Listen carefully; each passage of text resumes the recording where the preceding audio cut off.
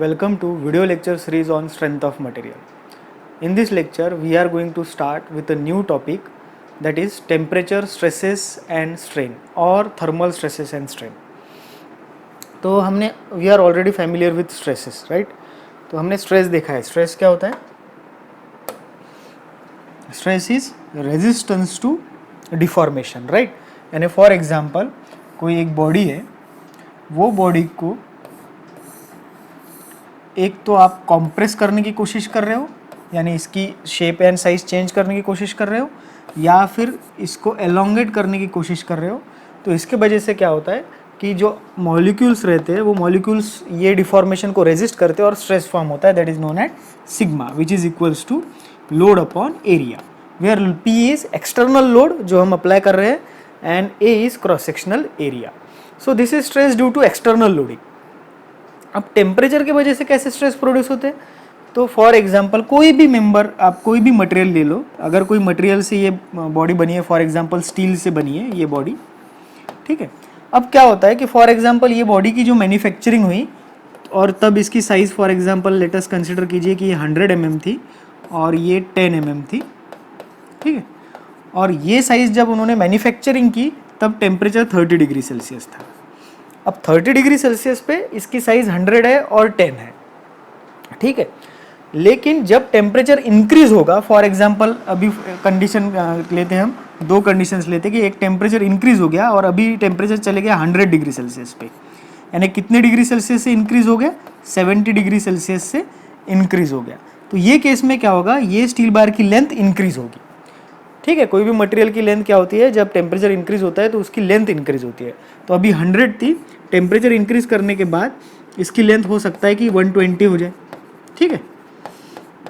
Similarly ये जो manufactured temperature 30 degree Celsius, मान लो कि अभी जो टेम्परेचर है वो -20 डिग्री सेल्सियस हो गया, कम हो गया. कितने से कम हो गया? 50 डिग्री सेल्सियस से कम हो गया, राइट. 30 एंड दिस -20, तो इसकी लेंथ जो है वो कम हो जाएंगी. मान लो कि फॉर एग्जांपल लेंथ कितनी हो गई, से फॉर एग्जांपल 90 mm हो गई, ठीक है. तो अभी यहाँ पे ध्यान दो कि 100 डिग्री सेल्सियस 70 डिग्री सेल्सियस बढ़ने से लेंथ 20 mm से बढ़ी और 50 डिग्री सेल्सियस कम होने से, टेम्परेचर कम होने से लेंथ 10 mm से रिड्यूस हो गई. तो ऐसी whenever a material is subjected to temperature variation its size changes, और मैक्सिमम केस में अलोंग द लेंथ चेंजेस ज़्यादा होते हैं, ठीक है. तो जनरली अगर आप देखोगे तो रेलवेज में जो रेल्स रहती है वो रेल्स, दो रेल्स के बीच में कुछ गैप छोड़ी जाती है. अगर फॉर एग्जांपल अगर आप देखोगे तो ये रेल्स ऐसी रहती है, ये गैप इसकी वजह से छोड़ते हैं सो दैट कि ड्यू टू टेम्परेचर वेरिएशन उसमें एक्सपेंशन और कॉन्ट्रैक्शन अलाउ किया जाए. अगर अलाउ करते हैं तो there will be no formation of stresses. यानी देखो, अगर ये 30 डिग्री सेल्सियस पे 100 था, इसको हमने 120 mm होने दिया तो इसमें स्ट्रेसेस प्रोड्यूस नहीं होगी. सिमिलरली 50 डिग्री सेल्सियस से टेम्परेचर कम हुआ, इसकी लेंथ 90 होगी, 100 से 90 होगी, 10 mm कम हो गई, इसमें स्ट्रेसेस प्रोड्यूस नहीं होगी. जैसे फॉर एग्जांपल आप कोई मूवी जाना चाहते हो और आपके पेरेंट्स ने आपको अलाउ कर दिया जाओ करके, so there will be no stresses, no tension in your mind. But अगर उन्होंने मना कर दिया तो then the tension will produce, similarly the stresses will produce in your mind और brain. The same case is here. If there is no restriction at all, there will be no formation of stresses. And if there is restriction, there will be formation of stresses depending upon the restriction. अगर आपको पूरा ही मना कर दिया कोई भी movie मत जाइए तो 100% स्ट्रेसेस प्रोड्यूस हो जाएंगे. और आपको अगर बोला कि no, don't go that movie, go for this movie, in that case a partial stresses will develop. Here the case is same.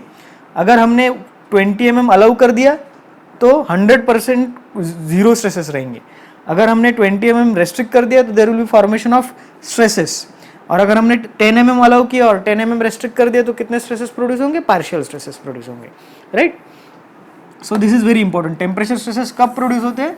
Whenever there is variation in temperature, okay, and if deformation is allowed no stresses will produce, and if deformation is restricted then stresses will produce. अब हम यहाँ पे देखते हैं when body is heated it expands and on cooling it contracts. जैसे मैंने आपको बताया कि जब हम गर्म करते हैं कोई भी मटेरियल को तो वो केस में उसकी लेंथ बढ़ेगी, और जब हम ठंडा करेंगे तो उसकी लेंथ कम होगी, right. Similarly, if body is allowed to expand or contract freely with the rise or fall of temperature, then no stresses will develop in the body. अगर हम उसको allow करते हैं, then no stresses will develop.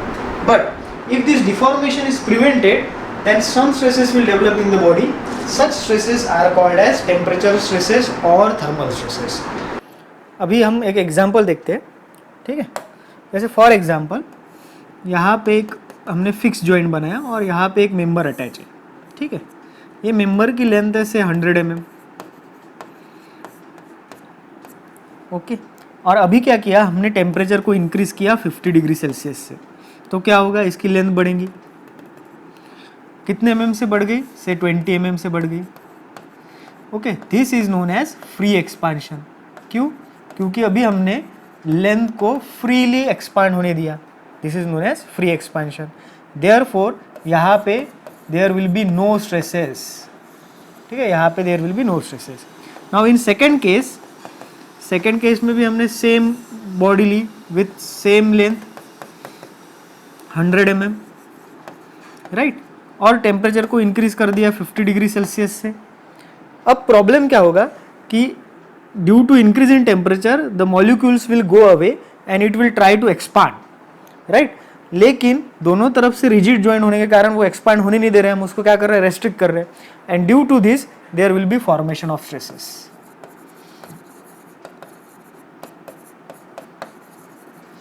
Right. So अभी समझ में आ गया, अगर हम अलाउ करते हैं तो नो स्ट्रेसेस विल फॉर्म.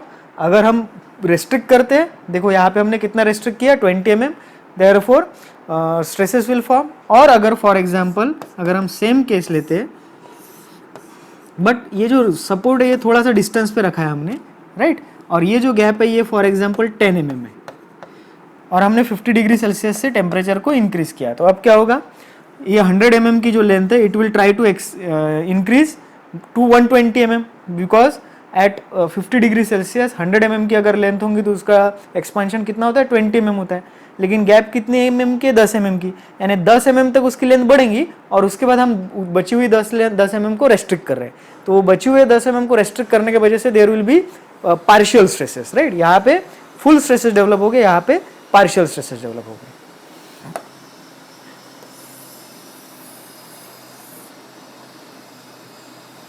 ठीक है. तो अगर हमने फ्री एक्सपांड होने दिया तो नेक्स्ट स्ट्रेसेस विल डेवलप. अगर हमने फुल्ली रेस्ट्रिक्ट कर दिया फ्री एक्सपांशन को तो देन स्ट्रेसेस विल डेवलप. और अगर हमने पार्शियली एक्सपांशन होने दिया और पार्शियली हमने रेस्ट्रिक्ट किया then partial stresses will develop. The same case is with contraction. अगर हमने फुल्ली कॉन्ट्रैक्ट होने दिया तो no stresses will develop and so on, right. अब ये स्ट्रेसेस के साथ करस्पॉन्डिंग जो स्ट्रेन डेवलप होती है, जैसे हमें पता है, right, we know that modulus of elasticity is equals to stress upon strain. तो ये therefore we can say that strain is equals to stress upon modulus of elasticity और stress is equals to modulus of elasticity into strain. तो ये stress के वजह से जो strain produce होंगी that is known as corresponding strain, और उसे हम क्या नाम देंगे, थर्मल स्ट्रेन और टेम्परेचर स्ट्रेन. यानी टेम्परेचर के वजह से जो स्ट्रेसेस प्रोड्यूस होते हैं उसके करस्पॉन्डिंग जो स्ट्रेन रहेगा that is known as temperature strain और thermal strain.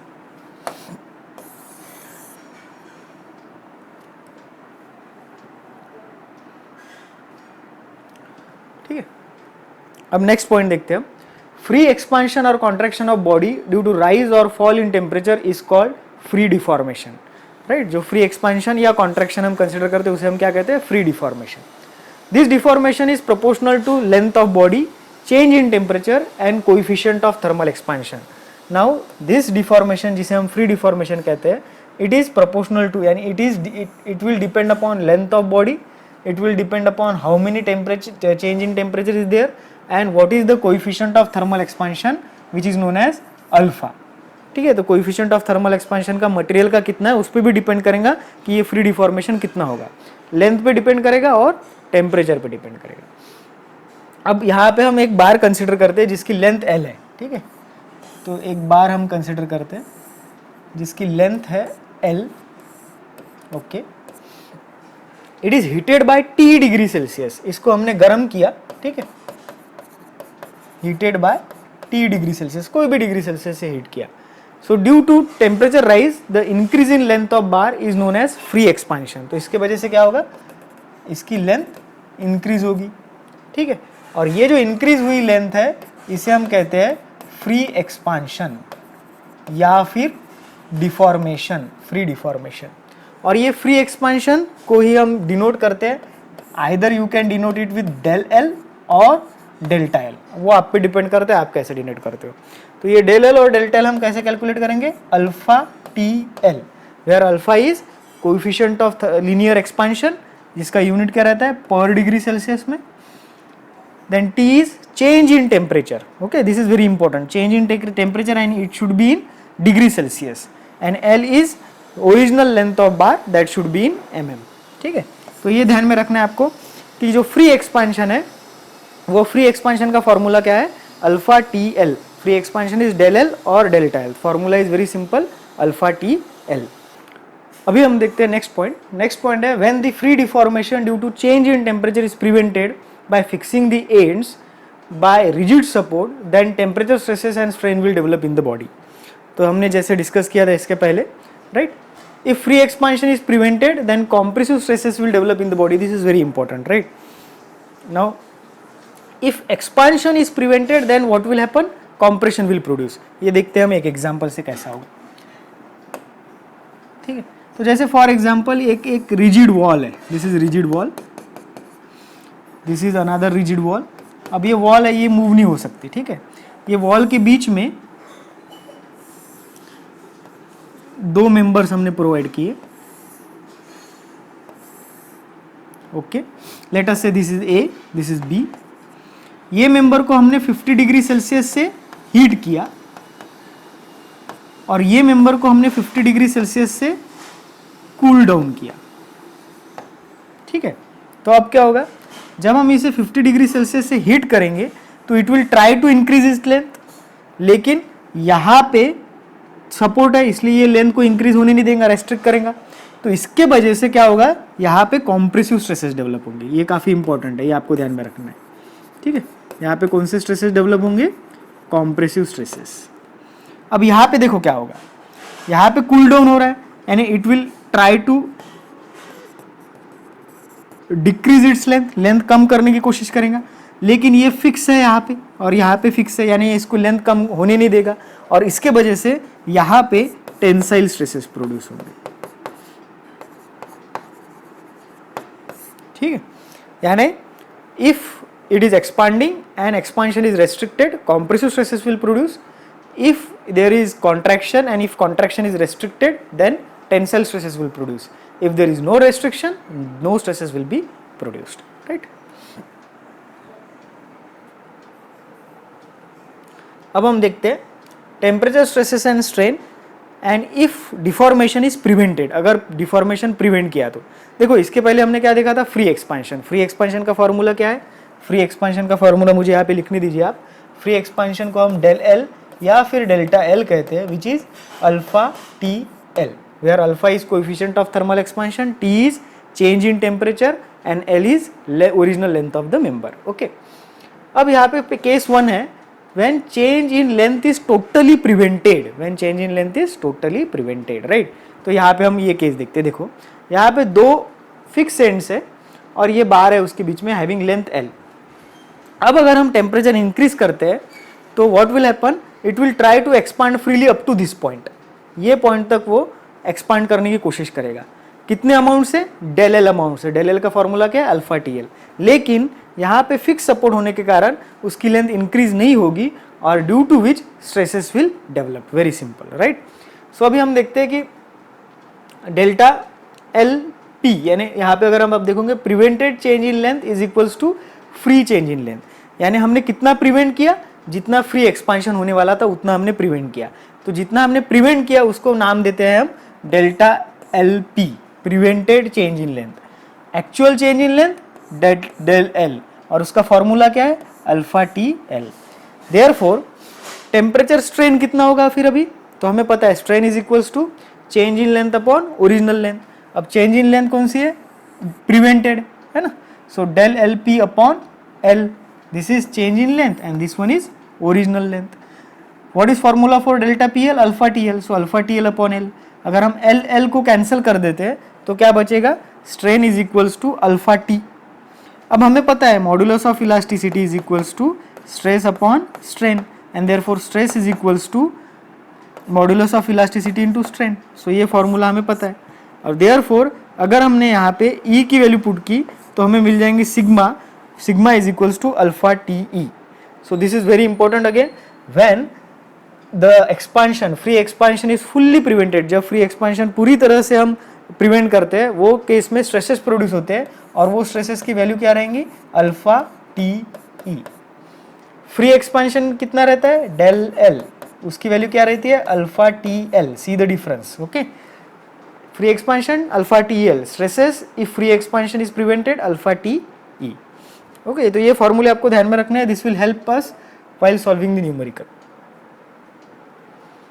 The next case is change in length is partially prevented. यानी हमने जो फ्री एक्सपांशन है, जैसे हमने देखा था 20 mm अगर फ्री एक्सपांशन है तो पिछले केस में हमने 20 mm में से 0 mm भी होने नहीं दिया, राइट, 1 mm भी होने नहीं दिया. अब ये केस में हम कुछ अमाउंट होने देंगे. जैसे 20 mm है तो उसमें से 5 mm होने देंगे, 15 mm रेस्ट्रिक्ट करेंगे, या फिर 10 mm होने देंगे, 10 mm रेस्ट्रिक्ट करेंगे, या फिर 15 mm होने देंगे, 5 mm रेस्ट्रिक्ट करेंगे. ठीक है, तो कुछ अमाउंट हम रेस्ट्रिक्ट करेंगे और कुछ अमाउंट हम उसको एक्सपांड होने देंगे. तो अभी अगर आप देखोगे ये केस में तो लेंथ इतनी है लेकिन सपोर्ट जो है वो डी डिस्टेंस पे है. सपोर्ट जो है वो डी डिस्टेंस पे है. ठीक है, अब एक्चुअल फ्री एक्सपांशन कितना होने वाला है? Del L which is alpha T L. Okay, लेकिन हमने उसमें से अलाउ कितना किया? डी अमाउंट अलाउ किया. तो फिर प्रिवेंट कितना किया? प्रिवेंट हमने ये इतना पोर्शन किया. तो ये कैसे निकालेंगे? Del L minus D. Prevented expansion is equals to del L minus D. तो यहाँ पे हमने लिखा prevented expansion is equals to free change in length minus yielding distance. अब ये यील्डिंग क्या होता है? तो कभी कभी सपोर्ट जो है वो प्रॉपरली फिक्स नहीं रहता, वो अपने जगह पे से शिफ्ट हो जाता है, स्लिप हो जाता है, जिसे हम कहते हैं यील्डिंग. ओके, तो ये केस में हमारा सपोर्ट जो है वो डी अमाउंट से स्लिप हो गया या फिर यील्ड हो गया. So prevented change in length is equals to free change in length minus yielding distance. अब यहाँ पे हम प्रिवेंटेड चेंज इन लेंथ कैसे कैलकुलेट करेंगे? Very simple. डेल एल यानी free expansion minus D is equals to alpha T L minus D. Therefore हमें strain का formula पता है. स्ट्रेन का फॉर्मूला क्या है? Prevented change in length upon original length. तो प्रिवेंटेड चेंज इन लेंथ ये है हमारे पास, ओरिजिनल लेंथ ऑलरेडी था. ठीक है, तो इस पे से फिर हमें मिल गया दैट, और हमें पता है stress is equals to modulus of elasticity into strain. अब ये तो हो गया स्ट्रेन का formula. Strain multiplied by modulus of elasticity, right. Strain multiplied by modulus of elasticity क्या मिल जाएगा? स्ट्रेस. तो अभी हम फिर से एक बार रिवाइज करते हैं. फ्री एक्सपांशन डेल एल, क्या फॉर्मूला रहेगा? Alpha T L. Fully prevented अगर कुछ भी एक्सपांशन नहीं होने दिया, यानी डेल एल अगर हमने 0 रख दिया, ठीक है, तो वो केस में सिग्मा कितना हो जाएगा? Alpha T E. पार्शियली यानी डेल एल हमने पार्शियली अलाउ किया, तो वो केस में सिग्मा कितना हो जाएगा?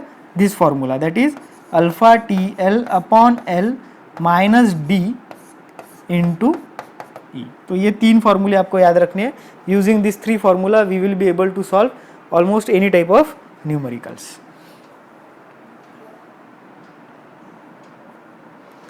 अब हम एक न्यूमेरिकल देखते हैं.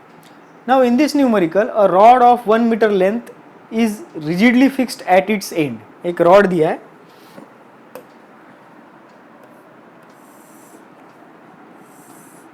ठीक है, जिसकी लेंथ है 1 metre, which is rigidly fixed at its end. यहां से दोनों तरफ से उसको फिक्स कर दिया है. Determine the magnitude and nature of stress developed in the rod if it is heated through 30 degree Celsius.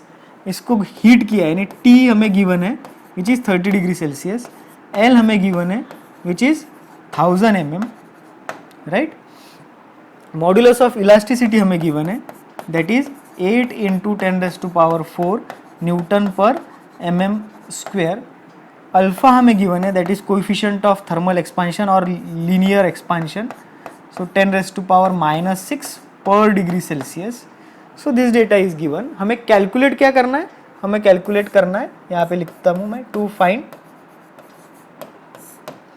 हमें कैलकुलेट करना है magnitude and nature of stresses. Means हमें सिग्मा कैलकुलेट करना है और ये आइडेंटिफाई करना है whether it will be compressive और टेंसाइल. राइट. अब टेम्परेचर इंक्रीज हो रहा है, क्या हो रहा है, there is increase in temperature. This is very important, there is increase in temperature, they are heating it, right?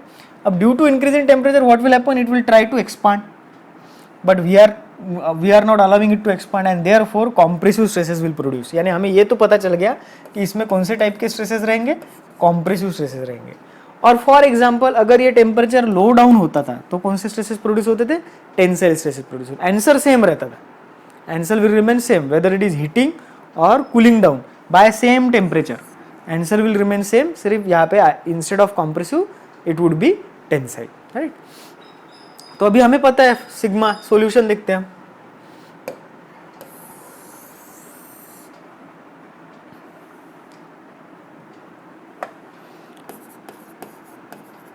Solution क्या है, sigma is equals to fully prevented है. Right. We are not allowing anything, so therefore alpha T E. Okay. So alpha की value कितनी given है, 8 into 10⁻⁻, sorry ई की value है 8 into 10⁻⁻4 multiplied by T is